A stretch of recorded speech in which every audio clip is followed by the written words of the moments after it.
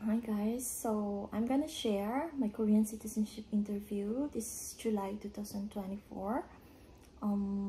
Nakatira ako dito sa Korea for 10 years and it was my first time to apply for a Korean citizenship.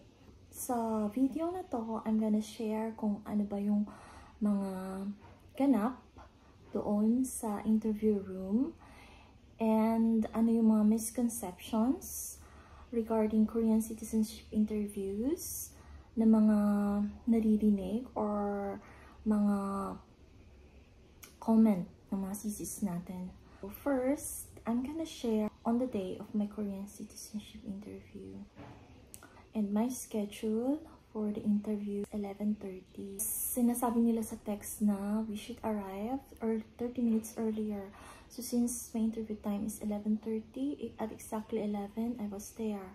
And yung reason pala is that kaya nila sinasabi na agahan natin ng 30 minutes because yung schedule is not exact.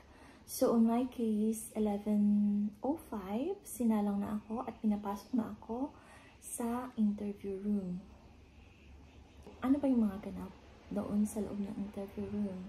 Of course, dinala ko yung ID naming mag-asawa and papasok ko ng pinto sa mga interviewers. On my case, I have 2 interviewers, babae at lalaki, and binigay ko na yung ID ko and pinaupo na nila ako.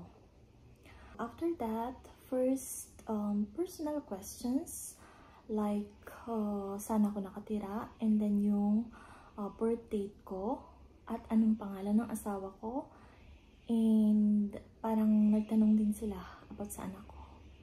So yun, in Korean, I think doon sa personal interview is like tinitest nila kung you'll be able to communicate in a simple basic conversation in Hangul. So that's why nagtatanong sila ng mga personal questions. Pero konting-konti lang naman yung mga personal questions nila. And after that, yung papel doon sa harap ko, and yun, pinabasa na nila sa akin. Yung natapat sa akin is Chuntong Kyurhunshik. And after reading, meron silang 1 question sa akin, and nasagot ko naman siya ng tama. And dun sa pagbasa ko is wala naman silang comment about sa pronunciation ko. Sinabi nila na Chalesoyo, it means okay, or nabasa ko ng mabuti yung story. So after that, pinatayo na ako, and then yun, sinabi na ikuka iljul puro sa'yo. In-instructan din ako na yung kamay isagilid lang siya and dapat nakatingin doon sa vlog ng Korean, which is nasa harap lang naman yun. Kinanta ko yung ikuka with feelings, and yung mga words should be malinaw, yung mapagkakabigkas ng mga words. And after that, sinabi na ulit ng interviewer na okay daw yung pagkakanta ko. Wala naman silang correction sa mga pronunciation ko ulit. After nung ikuka, pinaupo ulit ako. And it's the last part. At nagtanong sila on 14 questions. Randomly. And yung mga napunta sa akin about sa more on politics siya, and meron sa banks, and the history is only two questions. So overall mix siya. Yun sa 14 question mix. So out of 14 questions, nasagot ko naman yung 13 questions. But dun sa 13 questions, I don't know kung 100% tama ba yung mga sagot ko. But since naiintindihan ko yung questions, I know na kung meron man akong mali doon, I think sobrang konti lang. But meron akong isa na hindi ko maintindihan, which I said 잘 모르겠습니다. So yun is isa out of 14, may isa akong 잘 모르겠습니다.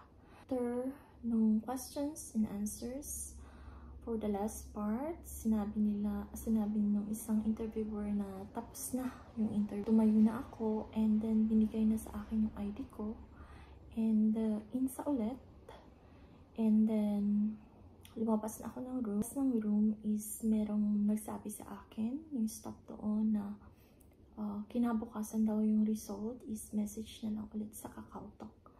So yun. That day, I'm not sure kung makakapasa ba ako or hindi. It's like 50-50. Because yun nga, meron akong isa na hindi nasagutan or nag-잘 모르겠습니다 ako. Sinabukasan, around 9:35, I received a message sa KakaoTalk, and then, yeah, I passed. Nakapasa naman ako sa interview, and I'm so thankful kasi for 1 month, since I got my schedule, nag-aral ako. Like, sineryoso ko din talaga yung pag-aaral niya. For 1 month, I think every day, like 1 to 2 hours, ako nag-study. It's more on, yung study method na ginawa ko is more on listening, since gusto ko munang ma-familiarize sa mga Korean pronunciation, kasi syempre iba din talaga yung pronunciation. So minsan kahit alam mo yung sagot, but then hindi mo siya ma-pronounce na mabuti, or hindi mo, kahit pinag-aralan mo, but then yung pronunciation ng mag-interview is hindi mo maintindihan. So yun yung inisip ko. That's why nag-focus ako sa listening on YouTube. So marami namang videos sa YouTube about Korean citizenship interview, and I think it's very helpful. Bumili ako ng book about Korean citizenship interview. Ayokong bumili ng sobrang daming libro, and then hindi ko naman lahat mapapasa na, kasi 1 month na lang yung time na nag-aral ako. So 1 book lang, and then more on YouTube listening. Ano ba yung mga misconceptions na realize ko after ng interview? Kasi one time, may nabasa akong comment ng kasisi natin na yung outfit daw during the interview should be very formal, or madam na madam daw dapat, kasi mas mataas daw yung points. So is it true or false? On my case, I think I can say it's false. Why? Because meron ako nakasabayan sa waiting room na naka-white t-shirt lang siya and pants. And it's okay. Walang sinabi sa kanya. It's okay. Maganda kung saan ka komportable. Kung saan ka mas magkakaroon ng confidence, or kung ano yung preference mo, there's no problem. But my point is, mas importante yung nag-aral ka, whatever it's simple or it's formal, as long as nag-aral ka, maipapasa mo yung interview. And another misconception pala is yung sometimes sinasabi nila na fluent na sa Korean before ka mag-apply ng Korean citizenship. I think it's false. As long as nag-aral ka, and kahit hindi ka ganun ka-fluent. Kasi yung question and answer naman is not explanation. It's like 1 word lang isasagot mo, and with imita. It's like gujosan imita. Ganun lang yung sasagot mo. So kung napag-aralan mo siya, and even though hindi ka ganun ka-fluent sa Korean, I think maipapasa mo siya. Yung mga nagpapalak pa lang mag-apply, and doon sa mga waiting na lang for their schedule, I hope you can do it, and I hope na maipasa nyo yung interview, and I know you can do it because